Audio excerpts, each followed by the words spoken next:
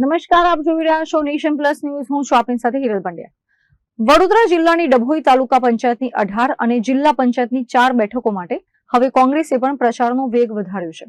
ડભોઈ તાલુકા કોંગ્રેસ પ્રમુખ સુધીર બારોટના હોમટાઉન સાઠોદ ગામે ડભોઈના પૂર્વ ધારાસભ્ય અને કોંગ્રેસના અગ્રણી નેતા સિદ્ધાર્થ પટેલે એક વિશાળ સભા સંબોધી હતી. ડભોઈમાં ચૂંટણી પ્રચાર હવે ચરમસીમાએ છે. અગાઉ જ્યાં ધારાસભ્ય શૈલેષ મહેતાએ ઘોડેસવારી કરી ભાજપનો પ્રચાર કર્યો હતો, તે જ સાઠોદ ગામમાં હવે કોંગ્રેસે શક્તિ પ્રદર્શન કર્યું છે. સિદ્ધાર્થ પટેલે સભામાં સ્થાનિક ધારાસભ્યનું નામ લીધા વગર ભાજપ પર ડર અને દબાણનું રાજકારણ કરવાનો ગંભીર આક્ષેપ કર્યો હતો. તેમણે તાજેતરમાં ફોર્મ પરત ખેંચવાની બાબતે ભાજપ કોંગ્રેસના કાર્યકરો વચ્ચે થયેલી ઝપાઝપી અને ત્યારબાદ નોંધાયેલી ફરિયાદોને લોકશાહીનું અપમાન ગણાવ્યું હતું. આ સાથે કોંગ્રેસના ઉમેદવારોને વિજયી બનાવવા માટે સિદ્ધાર્થ પટેલે મતદારોને પરિવર્તનના પક્ષમાં મતદાનની અપીલ કરી હતી. સમગ્ર વિસ્તારમાં ફરી અને આગામી સ્થાનિક સ્વરાજ્યની ચૂંટણીઓના પ્રચાર અર્થે મેં લોકોને વિનંતી આજે સૌને કરી છે. આ લડાઈ એ માત્ર એક ચૂંટણીનો જંગ નથી. આ લડાઈ એ અધિકારની લડાઈ છે. દરેક વ્યક્તિને પોતાની પસંદગીનો ઉમેદવાર ચૂંટવાનો અધિકાર છે. એનો બંધારણીય હક છે.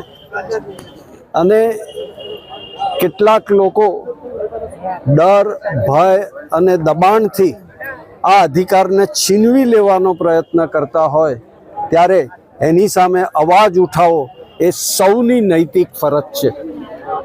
તાજેતરમાં જ ડભોઈમાં જે બનાવ બન્યા, જબરજસ્તીથી ઉમેદવારી પત્રક પાછું ખેંચવાનું અને એના ભાગરૂપે જે લોકો કેટલાક મિત્રોની ઉમેદવારોની સામે બિનજરૂરી આક્ષેપ કરી, ખોટો આક્ષેપ કરી અને કેસ કરવામાં આવ્યા અને એમને પોતાનો પ્રચાર કરતા પણ અટકાવવામાં આવ્યા.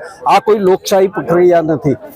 લોકશાહી પ્રક્રિયામાં દરેક વ્યક્તિને પોતાની વાત રજૂ કરવાનો અધિકાર હોવો જોઈએ અને કોઈક પોતાના લાભ ખાતર આ અધિકારને છીનવવાનો પ્રયત્ન કરે તો એ લોકશાહીનું અપમાન છે અને એની સામે કડકમાં કડક રીતે અવાજ ઉઠાવવો એ આપણા સૌની નૈતિક ફરજ છે. આ પરિસ્થિતિ જ્યારે ડભોઈમાં ઊભી થઈ છે ત્યારે મારી સૌ ડભોઈના નાગરિકોને અપીલ છે કે જાગૃત બની અને પૂરી તાકાતથી આવા પરિબળોને જાકારો આપવા માટે મતદાન કરજો. નીત માછી, નેશન પ્લસ ન્યૂઝ, ડભોઈ. સમાચારોના સતત અપડેટ મેળવવા માટે અમારી નેશન પ્લસ ન્યૂઝની યુટ્યુબ ચેનલને સબસ્ક્રાઇબ કરો, બેલ આઇકન દબાવો અને જોડાયેલા રહો ફેસબુક, ઇન્સ્ટાગ્રામ અને ટ્વિટર પર.